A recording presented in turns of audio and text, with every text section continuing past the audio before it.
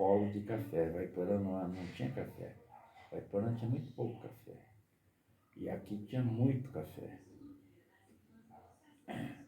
Então, esse café daqui ia direto para Santos.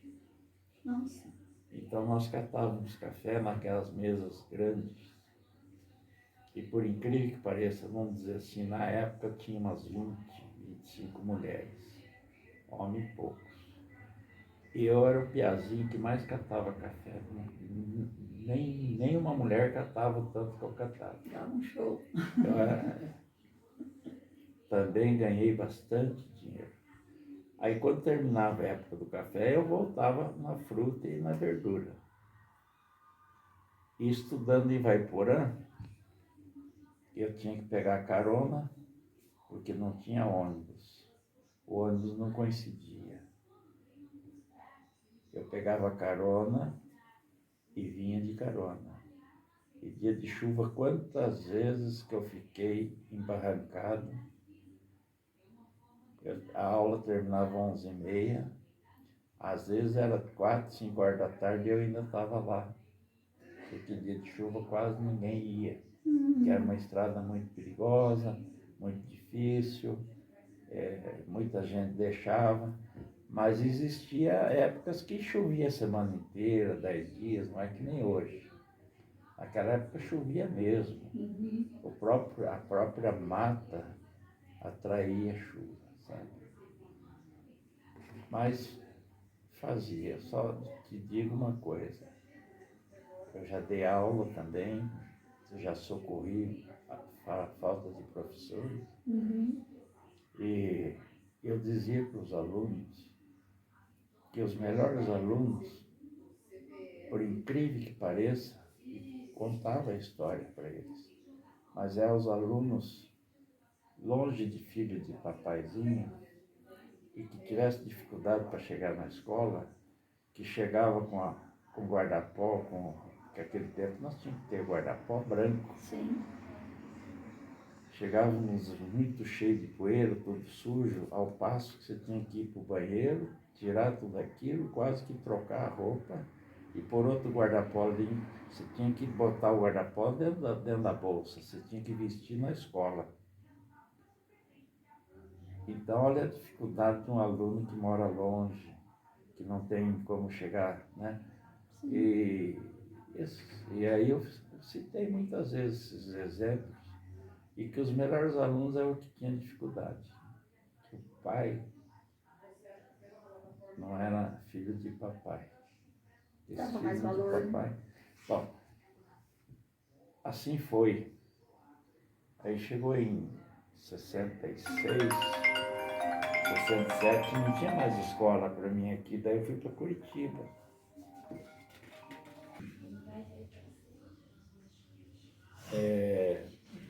Fui embora para Curitiba, aí eu fiquei um ano em Curitiba, fui fazer o científico. Fiz só o primeiro ano e achei melhor voltar porque o meu dinheiro acabou, e era dinheiro guardadinho, e voltei. Mas esqueci de te contar. Isso foi em 66. Em 61, nós tínhamos que inaugurar o cinema. Meu pai tinha gastado todo o dinheiro que ele tinha de lote, de terra, tudo, que ele empatou tudo construindo o cinema. Aí faltou dinheiro para comprar um motor para poder funcionar o cinema, que já estava marcada a inauguração. Ele não tinha o dinheiro, eu emprestei para ele, para poder inaugurar. O dinheiro estava no cofrinho. Rapaz, vocês têm que escutar, porque as histórias são essas. Aí, o cinema inaugurou final de 61, começo de 62, que eu não sou preciso a data, porque eu não tive tempo de ir lá abrir o armário para me ver, mas se precisar eu posso ainda ver, para saber o dia que inaugurou e que filme que foi que passou. Mas nós, com medo de outros construir o cinema aqui, pro lado de baixo aqui tinha esse lote, tem esse predinho. Aí meu pai fez correndo, de tanto povo pedir, um cinema menor, cinema de madeira, e em vez de 35 milímetros, que é a tela grande, com 16 milímetros, uma tela menor. E fez maior sucesso. Cineminha com maquininha pequena. E esse inaugurou antes. Acho que começou em, me parece que 58, 59. Começou em 59, eu acho. Final de 59. Trabalhou quase uns 2 anos aqui, para depois inaugurar o grande. Era a diversão da época, né? Era.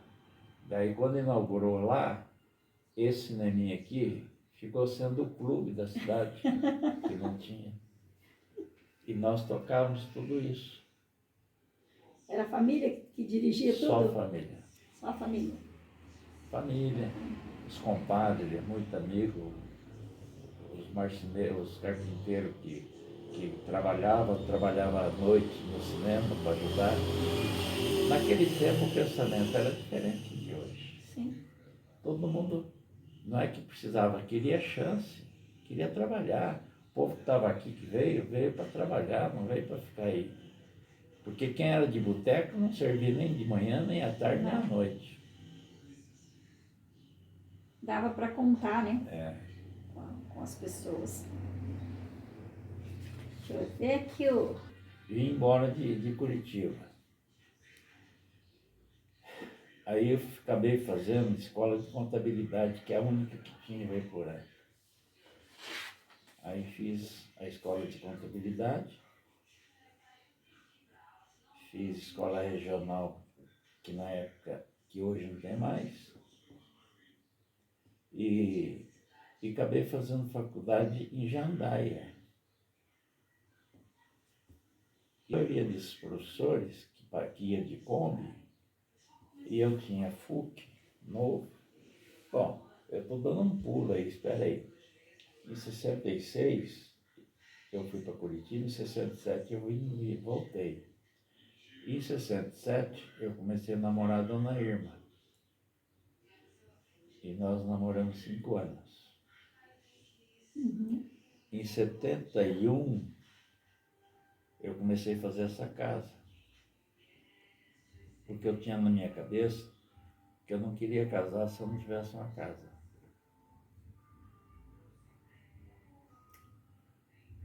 Então essa casa eu fiz em 71, em 72, dia 20 de janeiro de 72, eu casei com a dona Irma. Novinha, é bom escutar, mas eu vim conhecer a mulher que eu tenho. É isso. Era um respeito, né? Era um amor totalmente diferenciado. E o nome dos filhos? Naquele tempo, se você desse um beijo numa mulher, você estava compromissado. O pai dela já vinha falar com você. É. Né? Sim.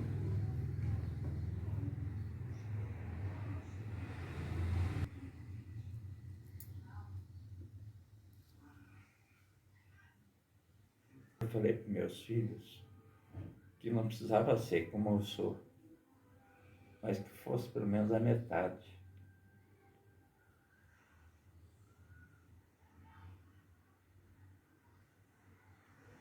Os tempos vão mudando, né? Bom, totalmente. Depois quer que a gente aceite o que certas coisas a gente está vendo. Aí chama a gente de quadrado. É, infelizmente.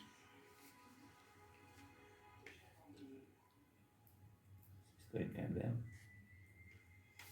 E não é assim. Um dos maiores objetivos dessa Nunca entrevista é deixe de isso. escutar os mais velhos. Os mais velhos não querem nada de errado, quer o máximo de bom. O mais velho não quer ver o mais novo sofrer. Já viveu, né? Já experienciou, já sabe o que vai. Apanhei bastante do meu pai, quase todo dia.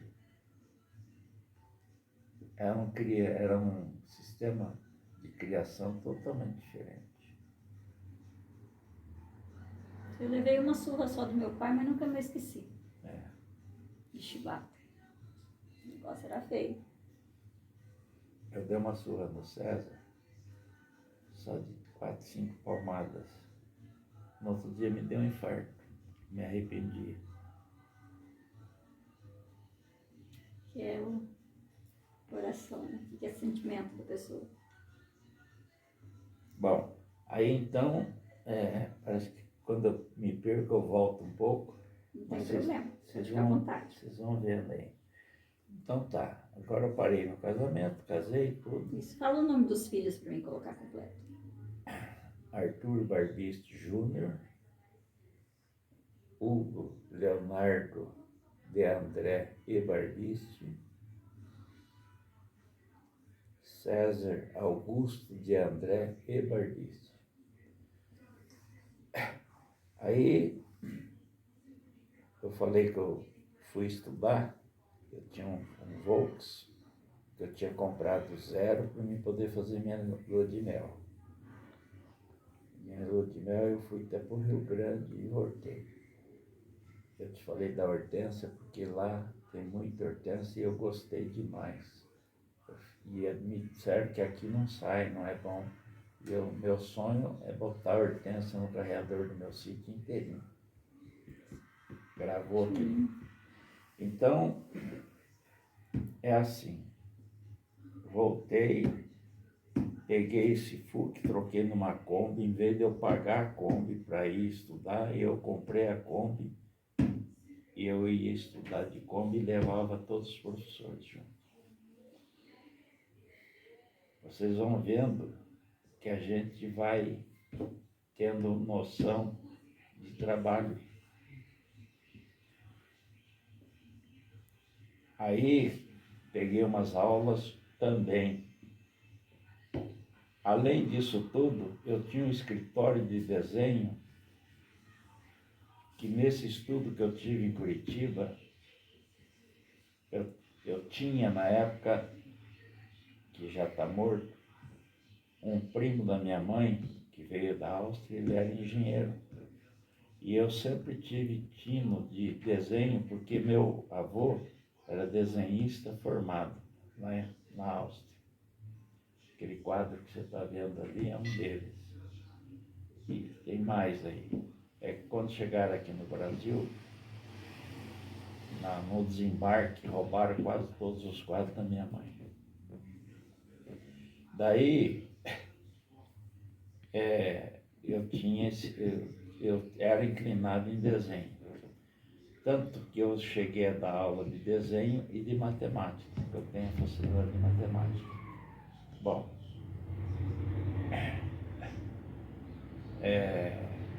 eu tinha escritório de desenho e aqui não tinha ninguém que fizesse o projeto, ninguém sabia. Eles tudo tinham que correr para Vaiporã, e Vaiporã não vencia.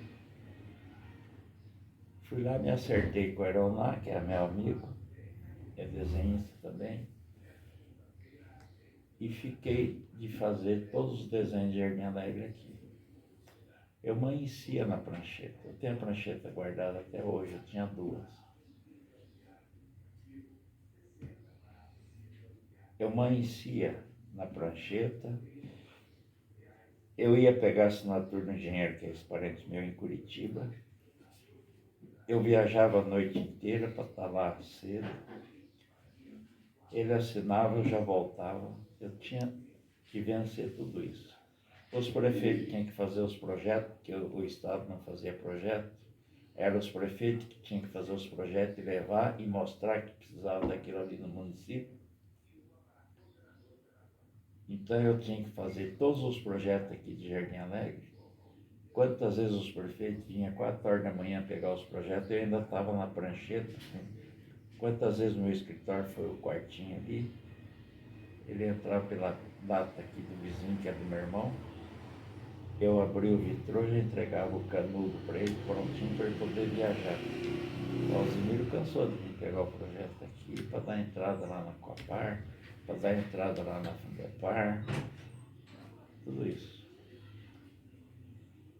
Então eu ganhava muito dinheiro. mas eu montava as coisas. Mas eu não sabia o que fazia primeiro, e tudo tinha horário.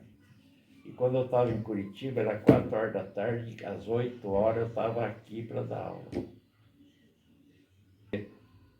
Por isso que eu digo, eu até comecei a pegar cachaça de dar aula.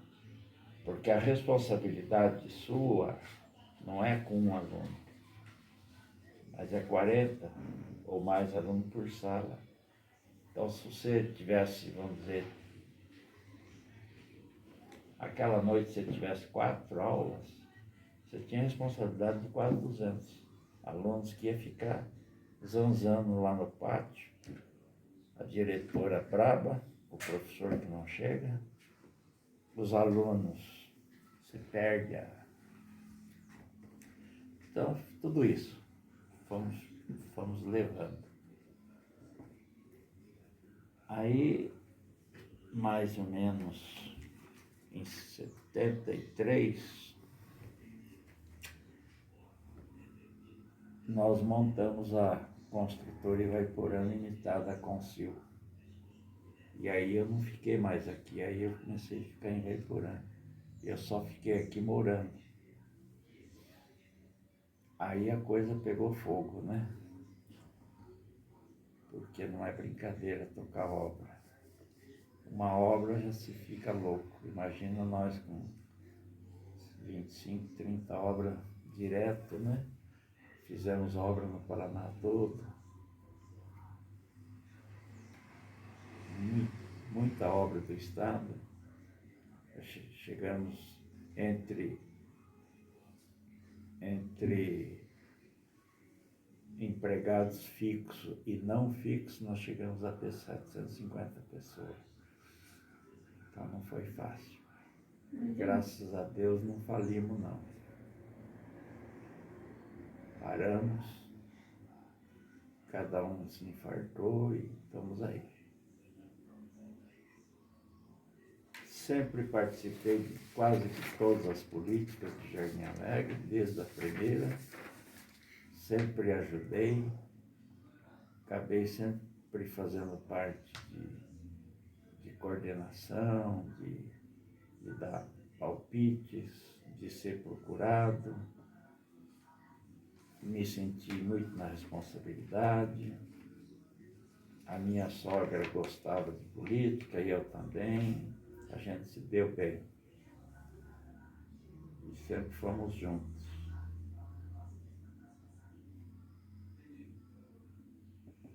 Ver essa relação de tudo que o senhor passou, dessa história linda, porque é uma história que eu garanto que não seria um livro, né? 10 livros não escreveriam toda essa história, né? Todo o roteiro dessa história, toda a emoção da história, porque o ser humano, né? A história vivenciada, por isso que eu falo, essas histórias têm que ficar para gerações. São tesouros, né? Que têm que ficar para gerações.